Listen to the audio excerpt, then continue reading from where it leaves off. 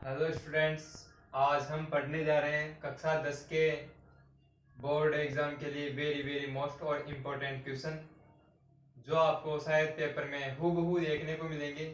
बहुत ही important session होने वाला है, तो वीडियो को अंत तक जरूर देखें क्योंकि बहुत ही वेरी वेरी इम्पोर्टेंट क्वेश्चन है।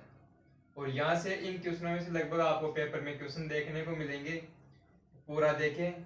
और यदि आवाज़ की कोई प्रॉब्लम हो तो एयरफोन का प्रयोग करें, एयरफोन लगाकर आराम आसानी से देखें। तो हम स्टार्ट करने जा रहे हैं प्रश्नावली 1 से। पार्ट 1 है, अगले पार्ट भी आएंगे। तो आज पार्ट 1 1 का देखते हैं। क्वेश्चन नंबर 1, प्रश्नावली 1 में से तुम्हारे बोर्ड एग्जाम में 3 क्वेश्चन आएंगे, जो 2 तो छोटे छोटे क्वेश्चन आएंगे अति लघुतरात्मक और एक बड़ा क्वेश्चन आएगा। तो प्रश्नावली 1 में से 3 क्वेश्चन आएंगे। उसी हिसाब को देखते हुए पिछले साल आया था द्वंद्व योग विधि से वर्ग ज्ञात करना। तो इस साल पूरा पूरा चांस बन रहा है कि घनफल का क्वेश्चन जरूर आएगा। लगभग 100% चांस घनफल से बनता है। तो कौन सा क्वेश्चन जो इम्पोर्टेंट है वो देखते हैं। इसका पहला क्वेश्चन है प्रश्नावली 1 में से, सूत्र निखिलम द्वारा 35 का घनफल ज्ञात कीजिए। मेरे पास टाइम बहुत कम है तो मैं थोड़ा स्पीड रखूंगा, जल्दी समझ जाना, वीडियो को देखना आराम से। सूत्र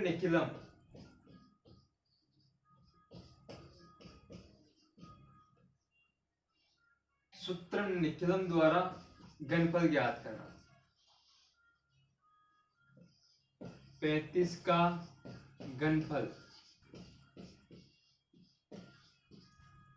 ज्ञात कीजिए। बहुत ही इंपॉर्टेंट सेशन है, लास्ट तक देखें।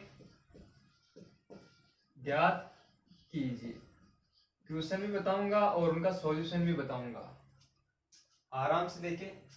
सूत्र निखिलम द्वारा ये बहुत इंपॉर्टेंट क्वेश्चन है। हो सकता है पेपर में पहला ही क्वेश्चन यही मिले क्योंकि पहला ही क्वेश्चन आता है ये, निखिलम सूत्र द्वारा घनफल। अब आप पहले पढ़ चुके हैं तो मैं थोड़ा स्पीड रखूंगा। निखिलम सूत्र द्वारा घनफल ज्ञात करना है, तो डायरेक्ट सूत्र लगाओ और हल करो। घनफल का सूत्र तुम जानते ही हो, घनफल का सूत्र क्या होता है? उपादान अंक का स्क्वायर कोष्ठक संख्या प्लस 2 इंटू विचलन।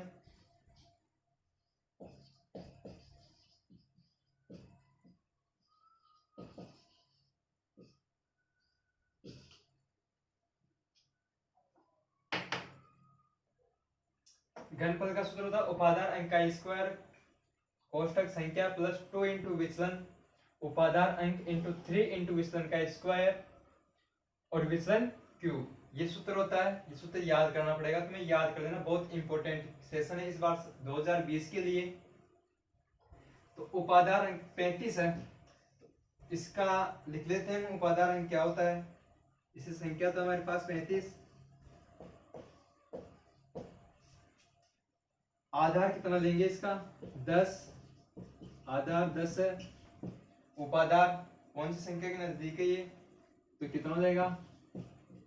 30। और उपादान अंक, आधार का उपादान में भाग दो, उपादान अंक आ जाएगा।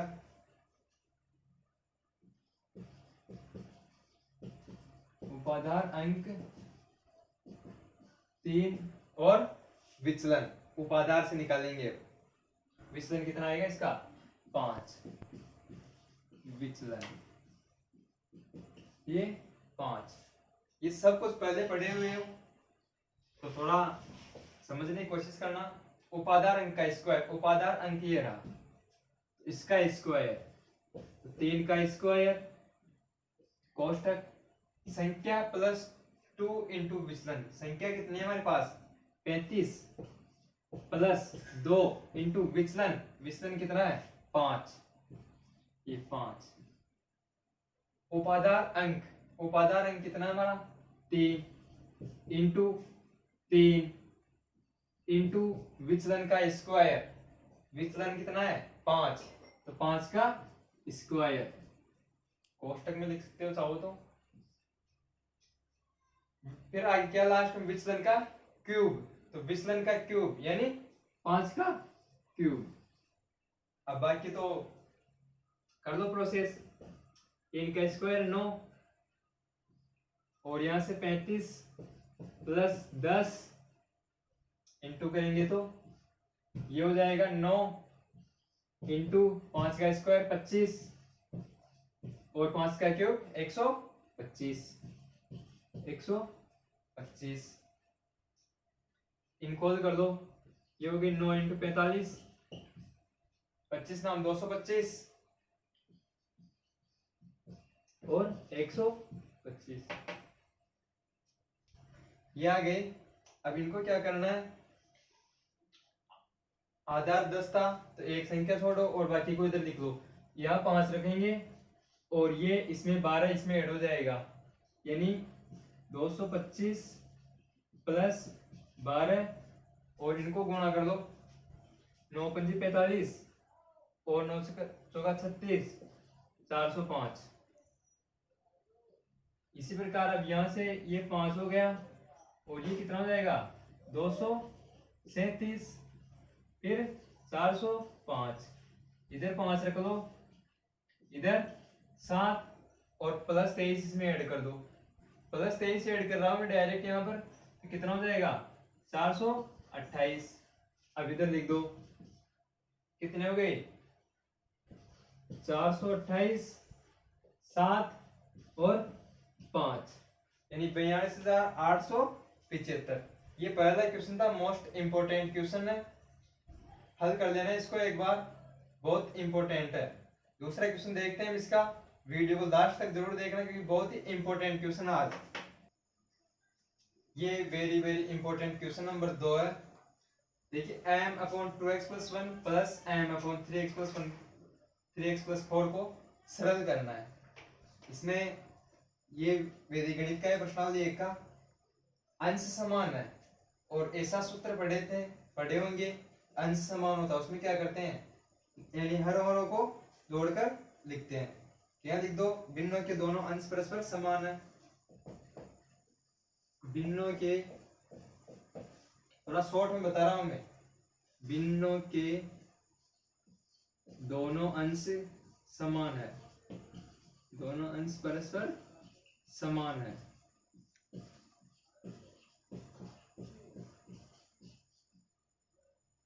और क्या है m, है ना। तो सूत्र अनुसार, सूत्र देख लेना तुम बुक में जाकर क्या करते हैं, यानी इनको जोड़ते हैं। सूत्र तुम्हें एग्जाम में लगाना है सूत्र अनुसार,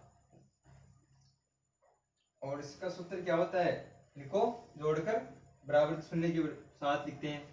2x+1 प्लस 3x+4 और इसको शून्य के साथ लिखते हैं। अब क्या करें, जोड़ लें, 2x और 3x 5x हो जाएगा और इधर 1 + 4 5 बराबर 0। पक्षांतरण कर दो तो क्या हो जाएगा 5x बराबर -5। यहाँ से x का मान कितना जाएगा -5/5। यहाँ से x का मान आ गया -1। इसका दूसरा क्वेश्चन था, आशा करता हूँ समझ में आ गया होगा, वेरी इंपॉर्टेंट क्वेश्चन है, ध्यान रखना। आइए हम तीसरा क्वेश्चन पढ़ते हैं, वीडियो के अंत तक जरूर देखना, बहुत इंपॉर्टेंट क्वेश्चन आने वाले हैं। ये इस प्रश्नावली का तीसरा सबसे इंपॉर्टेंट क्वेश्चन है, बड़ा क्वेश्चन आएगा तो शायद इस बार इस क्वेश्चन के आने के पूरे चांस बन रहे 100%। सूत्र प्रवृत्ति आधारित विधि से भाग दीजिए, बहुत इंपॉर्टेंट है इस साल के लिए, तो थोड़ा देख लें इसको, बहुत आसान क्वेश्चन है। भाग देना है तो भाग के लिए क्या करते हैं, 3 खंड बनाते हैं। 3 खंड बना लो, 3 खंड हो गए, प्रथम खंड, द्वितीय खंड, तृतीय खंड। लिखना चाहो तो लिख दो, प्रथम खंड, मध्य खंड और तृतीय खंड। तृतीय खंड, प्रथम खंड में क्या लिखते हैं, भाजक, विचलन और परिवर्तित अंक। भाजक कितना हमारा 113, विचलन इसका आधार कितना लेंगे 100, तो विचलन कितना हो जाएगा 13 और परिवर्तित अंक, इसका थोड़ा ध्यान रखना, परिवर्तित अंक ये विचलन का उल्टा होगा, ये प्लस का है ये माइनस का, और इसको इस प्रकार लिखना, इन माइनस के 1 और माइनस का 3। अब तृतीय खंड में क्या लिखते हैं, आधार में जितने शून्य होते हैं, यानी आधार कितना हमारे पास 100, आधार कितना है 100, इसमें 2 शून्य है, तो तृतीय खंड में 2 अंक लिख दो, ये 58, मध्य खंड में और बाकी शेष अंक लिख दो, 1 और 3, आगे हल कर दो इसको, ये शुरू वाला अंक ऐसा कैसा ही उतरेगा, उतार दो। अब क्या करना है, इसको परिवर्तित अंक से गुणा करना है, इसको परिवर्तित अंक से गुणा करेंगे एक को, तो ये आ जाएगा -1 और -3, ये स्टेप पूरे हो गए, इसको हल करो दो तो इसको 2 आ जाएंगे। वापिस अब इसको इससे गुणा करो तो क्या आएगा -26, ये स्टेप पूरे हो चुके हैं, यहाँ लिखो, इसको डैश लगा दो, -2 और -6, इसको हल करोगे ये दोनों माइनस वाले, -5 और +5, तो 0 और ये 8 और -6, कितने बचेंगे यहाँ पर 2, यानी ये जो मध्य खंड में आता है वो क्या होता है भागफल, ये क्या है भागफल, और ये क्या है शेषफल। इस बार लगभग पूरे चांस बन रहे, सूत्र प्रवृत्ति आधारित विधि से भाग दीजिए, बहुत इंपॉर्टेंट क्वेश्चन है, ध्यान रखना, देख लो इसको और हल करना, और अपने सभी दोस्तों को बताएं, बहुत इंपॉर्टेंट सेशन होने वाला है आज का। ये क्वेश्चन नंबर 4 जो प्रश्नावली 2 से है, संख्या पद्धति से, बहुत इंपॉर्टेंट क्वेश्चन है। 196 के अभाज्य गुणनखंड की घातों के योगफल को लिखिए, यानी अभाज्य गुणनखंड के घातों के योगफल को बताना है। इसका अभाज्य गुणनखंड कर दो 196 का, अभाज्य गुणनखंड सभी जानते हैं, अभाज्य संख्या का भाग देते हैं, तो 2 9 18, 2 8 16, फिर 2 का भाग देंगे तो ये 49, फिर 7 का, और ये इनके गुणनखंड हो गए 2 × 2 × 7 × 7। अब इसकी घातों का योगफल, इसको घातों के रूप में लिखना है, अब हमें इसको घातों के रूप में लिखेंगे, 2 की घात 2 × 7 की घात 2, अभाज्य गुणनखंड की घातों का योगफल, यानी इनकी घातों का योगफल बताना है हमें, तो इनकी घातों का योगफल कितना हो जाएगा, जोड़ दो घातों को, घातों का योगफल, घातों का योगफल, घात 2 ये रही 2 ये रही, तो 2 + 2 कितना हो गया 4। बहुत इंपॉर्टेंट क्वेश्चन है, ध्यान रखना, आने लायक क्वेश्चन है परीक्षा में। अगला क्वेश्चन देखते हैं इसी प्रश्नावली का। ये प्रश्नावली 2 का बहुत इंपॉर्टेंट क्वेश्चन है। दर्शाइए कि √5 एक अपरिमेय संख्या है। इस साल पूरे चांस बन रहे इस प्रकार क्वेश्चन आने का, बहुत ही शानदार क्वेश्चन है। देखिए क्या करते हैं, इसका शुरू में विपरीत मानते हैं, यानी विरोधाभास का क्या सत्य सिद्ध करना है, तो इसका विपरीत माना कि √5 एक परिमेय संख्या, या सिद्ध क्या करना था हमने अपरिमेय संख्या, जबकि उन्होंने माना क्या कि परिमेय संख्या है, और इसको इस रूप में लिखेंगे a और b के लिए, √5 = a/b, जहां b का मान 0 नहीं है, लिख लिया। अब ये a और b सहअभाज्य संख्या हैं, और सहअभाज्य संख्याएं क्या होती है, जिनमें कोई भी उभयनिष्ठ गुणनखंड नहीं होता है, यानी a और b का कोई भी उभयनिष्ठ गुणनखंड नहीं है इनमें। इसको आगे देखो, वज्र गुणा करके √5b = a हो गया, दोनों पक्षों का वर्ग करो सिद्ध करने के लिए, वर्ग किया तो क्या आ गया 5b² = a², और यहाँ से क्या सिद्ध होता है कि b² 5 से विभाजित होगा, क्योंकि यहाँ 5 आ रहा है, तो 5 से विभाजित होगा। अगर ये 5 से विभाजित हो रहा है तो ये a² भी तो 5 से विभाजित होगा, क्योंकि यहाँ पर इक्वल का चिन्ह है, तो ये अगर 5 से विभाजित होता है तो यहाँ से सिद्ध होता है कि ये a² 5 से विभाजित होगा।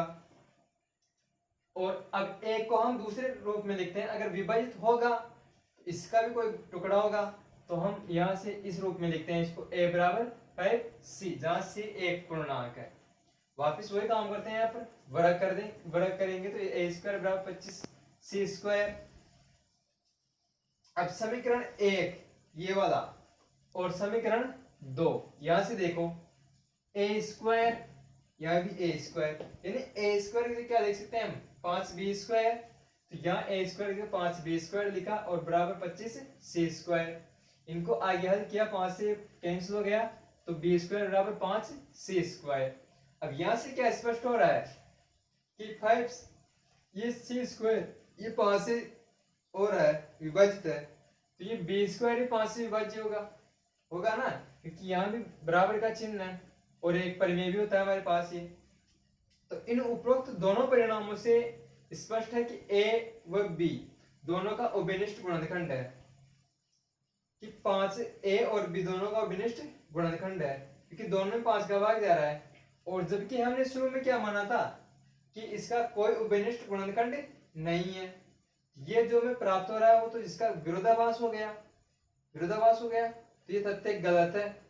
और ये तथ्य यहाँ से निष्कर्ष निकलता है कि हमारी प्रारंभिक कल्पना जो क्या मानी थी हमने कि √5 एक अपरिमेय परिमेय संख्या है, ये हमने जो माना वो गलत है।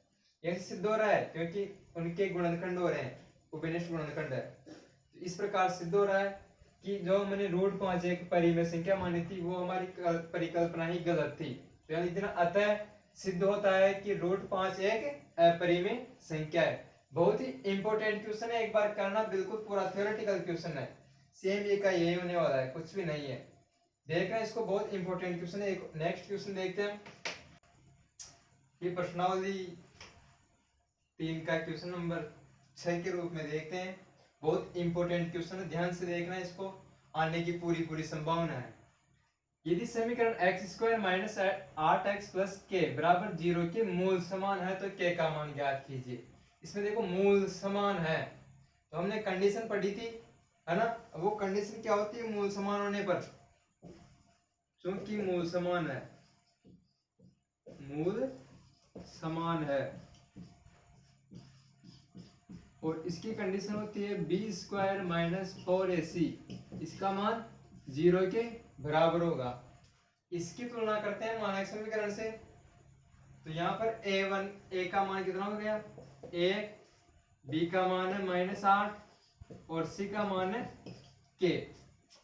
इसमें रख दो मान, b का मान -8, तो -8 का स्क्वायर माइनस 4ac ये 4, a का मान 1 और c का मान k, ये k बराबर 0।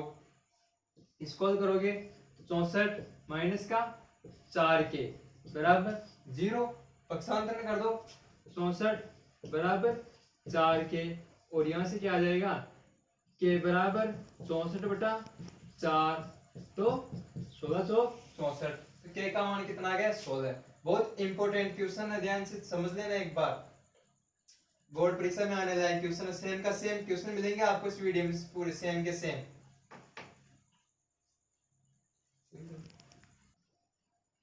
ये क्वेश्चन नंबर 7 बहुत ही इंपॉर्टेंट क्वेश्चन है, बहुत ही वेरी इंपॉर्टेंट क्वेश्चन है। प्रश्नावली 3 में से प्रश्नावली 3.6 का क्वेश्चन है, दो द्विघाती व्यंजकों का HCF एवं LCM x - 5 तथा x³ - 19x - 30 है, तो दोनों व्यंजक ज्ञात कीजिए।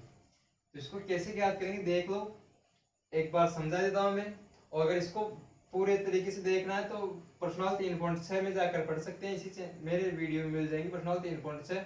इसका क्वेश्चन नंबर 7 देख लेना, मैं डिस्क्रिप्शन में लिंक दे दूंगा, उसको आसानी से वहां समझना। यह थोड़ा समय सीमा होते हुए थोड़ा जल्दी कर रहे हैं। दो व्यंजक मान लो ux तथा vx मान लिए। अब ये दोनों व्यंजक क्या होते हैं, पहली संख्या इंटू दूसरी संख्या बराबर एलसीएम इंटू एचसीएफ, पढ़े होंगे छोटी क्लासों में, तो ये किया हमने। अब ये एलसीएम और एचसीएफ है, ये संख्या है, तो इनके कोई गुणनखंड होंगे a और b। तो इस प्रकार मान लिए इनको a और b, x - 5 से x - 5 कैंसिल हो गए, यहाँ a इंटू बी और x - 5, तो ये क्या यहाँ से ये बचा और ये x - 5 नीचे आ गया। अब क्या करेंगे x - 5 का इसमें भाग देंगे, तो भाग कितनी बार देगा x² + 5x + 6 बार, ये a इंटू बी का मल्टीप्लाई है, यानी दोनों का मल्टीप्लाई। द्विघात समीकरण है, इसके गुणनखंड किए तो इनके गुणनखंड हुए x + 2 और x + 3। अब इनमें से किसी एक को a मान लो और किसी एक को b मान लो, कोई से कोई मान सकते हो अपने हिसाब से। मैंने x + 2 को a माना और x + 3 को b माना। b मान कर क्या किया, यहाँ पर इस जगह इनके मान रख दिए। मान ux क्या था, ux हमारे पास ये था, ये वाला ux है यहाँ तक, तो इसमें मान रखा x माइनस 5 और a क्या है x प्लस 2, ये मान रखकर दोनों को गुणा किया, तो दोनों को गुणा करने पर हमें ये प्राप्त हुआ x square minus 3x minus 10। तो ये तो ux प्राप्त हो गया। इसी प्रकार vx ये रहा, तो vx x माइनस 5 और इंटू b क्या माना हमने x प्लस 3, यहाँ इन दोनों को गुणा किया और गुणा करने पर क्या प्राप्त हुआ हमें x square minus 2x minus 15। ये यहाँ शॉर्ट में है, अगर इसको पूरे तरीके से पढ़ना चाहते हो, बहुत अच्छी तरह से समझाया गया है प्रश्नावली 3.6 में, जाकर सर्च करना क्वेश्चन नंबर 7 में, इसमें डिस्क्रिप्शन में लिंक दे दूंगा मैं, वहां देखना इसको, बहुत अच्छी तरह से, बहुत इंपॉर्टेंट क्वेश्चन है, पेपर में हूबहू मिलने वाला क्वेश्चन है, सेम का सेम आने वाला, बहुत वेरी वेरी इंपॉर्टेंट क्वेश्चन। इसी का हम नेक्स्ट क्वेश्चन देखते हैं इंपॉर्टेंट क्वेश्चन के सेशन में।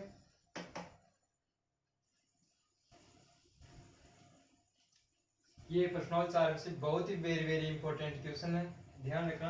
निम्नलिखित समीकरण की युग्म को आलेखिक विधि से हल कीजिए तथा इसकी सहायता से a का मान ज्ञात कीजिए।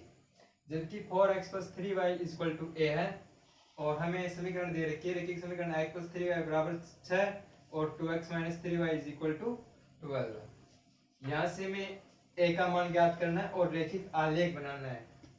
देखते हैं इसको, वही थोड़ा स्पीड रखूंगा, ध्यान रखना, जल्दीबाजी। इसकी पहले सारणी बना देते हैं, निर्देशांक सारणी x और y के निर्देशांक, तो समीकरण 1 इसको मान रहा हूँ, 2 इसको मान रहा हूँ, तो समीकरण 1 से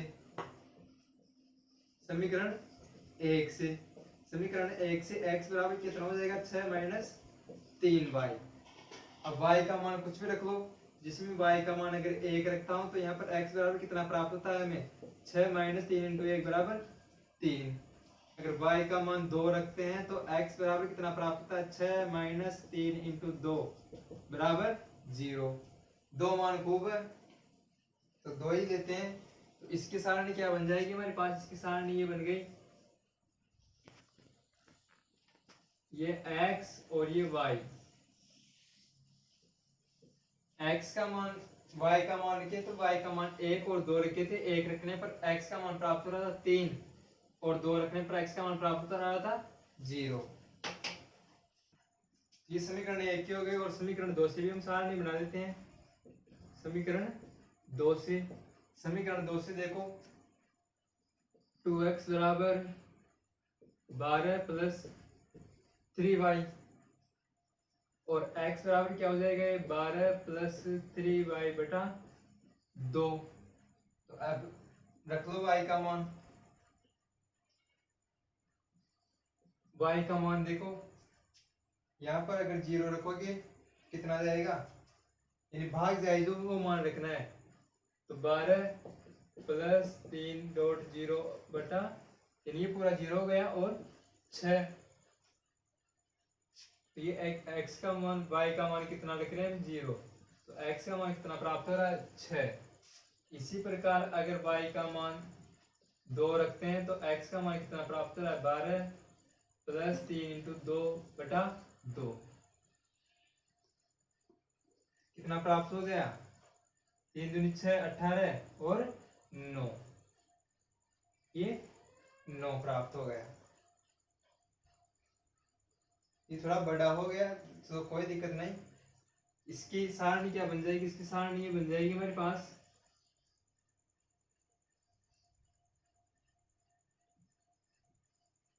x और y का मान 0 रखा, 0 रखने पे कितने प्राप्त हो रहे हैं 6। अगर 2 रख रहे हैं तो 2 पे कितने प्राप्त हो रहे हैं 9। ये सारणी 1 हो गई और ये सारणी 2 हो गई। अभी क्या करना है, हमें ग्राफ बनाना है, तो ग्राफ बना लो। ये ग्राफ पेपर में बनाना, बिल्कुल ग्राफ पेपर में सही बनेगा।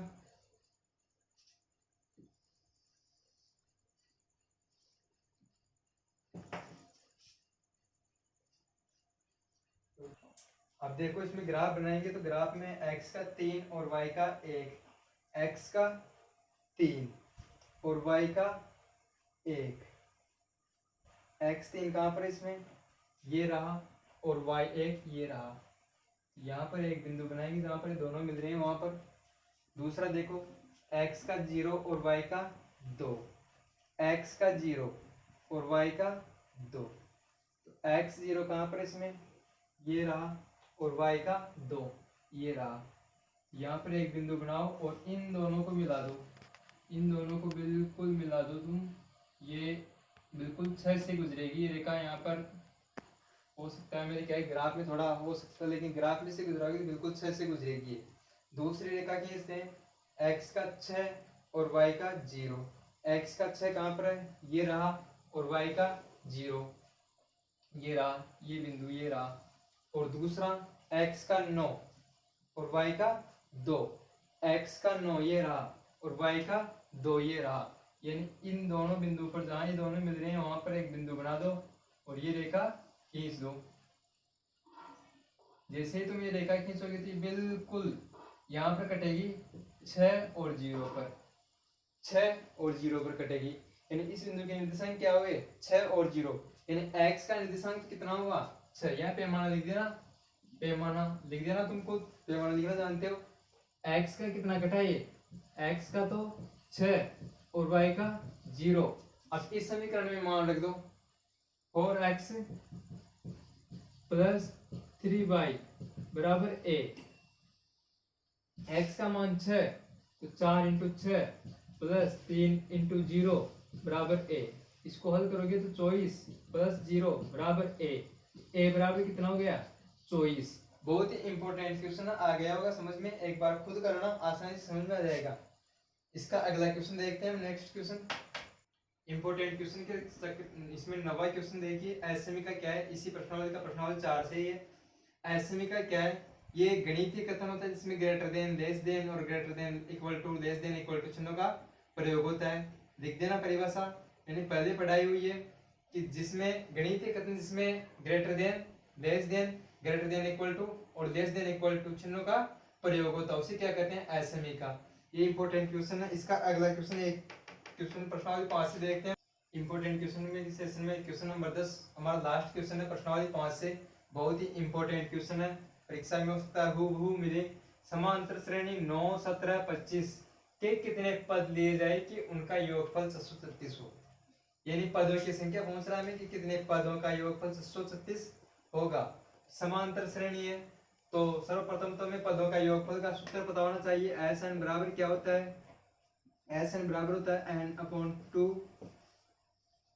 2a n माइनस 1 और b, 2a plus n minus 1 b ये होता है। एस एन बराबर n by 2 2a plus n minus 1 d। अब ये a क्या होता है, a प्रथम पद होता है। इस श्रेणी में प्रथम पद कौन सा है, a यानी 9। d क्या होता है, सार्वंतक पढ़ चुके हो तुम, तो d क्या होता है, सार्वंतक। तो 17 माइनस 9 यानी 8, तो d हो जाएगा हमारा 8। n का मान हमें ज्ञात करना है तो इसमें मान रख दो। और एस एन दे रखा है हमें, एस एन का मतलब है n पदों का सम। तो सम कितना है इनका, एस एन बराबर 636, एस एन का मान 636। हल कर दो इसको, एस एन का मान दे रखा है 636 बराबर एन का मान तुम्हें ज्ञात करना है, ये n बाई 2a का मान कितना है 9 प्लस n का मान ज्ञात करना है n माइनस 1 और d का मान कितना है 8, ये 8। हल कर लो अब इनको हल करोगे तो ये हो जाएगा 636 बराबर n बटा 2, ये 9 दूनी 18 प्लस 8n माइनस का 8। इसको और आगे हल करते हैं, 636 बराबर n बटा 2 और इसमें से क्या हो जाएगा, ये 8 माइनस कर दो 10 प्लस 8n। ये इधर 2 है तो इस तरफ वज्र गुणा कर दो, चाहो तो या फिर इसको यहीं पर कर सकते हो, या वज्र गुणा कर दो। 636 को 2 से गुणा करेंगे कितना हो जाएगा 1272। ये 2 इधर गुणा हो गया। अब क्या बचा, ये n से गुणा कर रहा हूं मैं इसको, 10n प्लस 8n स्क्वायर अब इसको क्या करें, एक समीकरण के रूप में बना दें। समीकरण बन जाएगी हमारी एन में समीकरण बनेगी, तो ये 8n का स्क्वायर प्लस 10n प्लस 1272। इस पूरी में से 2 कॉमन आ रहा है तो 2 को पहले हटा देता ताकि संख्या छोटी हो जाएगी। 2 कॉमन लेने पर क्या बचेगा, इधर बराबर 0 हो जाएगा, तो 2 कॉमन ले लेंगे इसमें, तो 4n स्क्वायर प्लस का 5n, और ये माइनस का होगा इधर बराबर के इस तरफ आएगा तो, और ये 636। ये द्विघात समीकरण बन गई है। अब कोई सी विधि से इसके मूल ज्ञात कर सकते हो। तो मूल कैसे ज्ञात करेंगे, वो श्रीधर आचार्य सूत्र से ज्ञात कर दो मूल। तो श्रीधर आचार्य सूत्र था minus B plus minus root B square minus 4ac upon 2a, क्योंकि हमें n का मान ज्ञात करना है। और ये हो जाएगा, तो b का मान कितना है यहाँ पर 5, ये -5 प्लस माइनस रूट b का मान वही -5, ये 25 माइनस 4, a का मान 4 और c का मान माइनस के 636, ये माइनस के 636, ये माइनस का है यहाँ पर और नीचे 2 इंटू ए का मान कितना है 4, ये 4।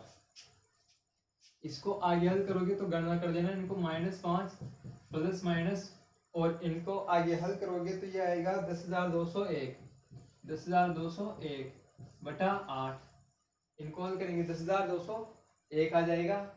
अब 10,201 का क्या कर लेंगे वर्गमूल, इसका वर्गमूल कितना होगा 101, ये हो जाएगा -5 प्लस माइनस 101 बटा 8। अब दो चीज हो गई, एक तो ऋणात्मक यानी -5 और -101 बटा 8 और -5 प्लस 101 बटा 8, दोनों को हल कर दो। इनको हल करोगे तो ये हो जाएगा माइनस का 106 बटा 8, यानी इसमें से तो नेगेटिव आएगी, तो नेगेटिव वाली तो हमें कोई पदों को क्या हो ही नहीं सकती। इसको हल करेंगे तो इसको कितना हो जाएगा, -5 करेंगे तो 96 बटा 8 और 8 का भाग देंगे तो 12, तो n का मान कितना आ गया 12। यानी कितने पद लिए जाए ताकि उनका योगफल 637 हो जाए, यानी इस श्रेणी के यानी इस एपी के 12 पद लेने होंगे हमें। आया क्वेश्चन समझ में, बहुत आसान है और बहुत इंपॉर्टेंट क्वेश्चन है। ये अपने सभी दोस्तों को शेयर करें ताकि वो भी इसका उनको भी पता चल सके, और लगभग बोर्ड के एग्जाम में हूबहू आने वाले इसी पैटर्न के आएंगे क्वेश्चन, हो सकता है हूबहू यही क्वेश्चन मिले। तो इनको जरूर शेयर करें और वीडियो को लाइक एंड शेयर करें और चैनल को सब्सक्राइब कर दें ताकि इसका पार्ट 2, 3 जितने भी बनेंगे उनका नोटिफिकेशन आपके पास जल्दी से जल्दी पहुंच जाए।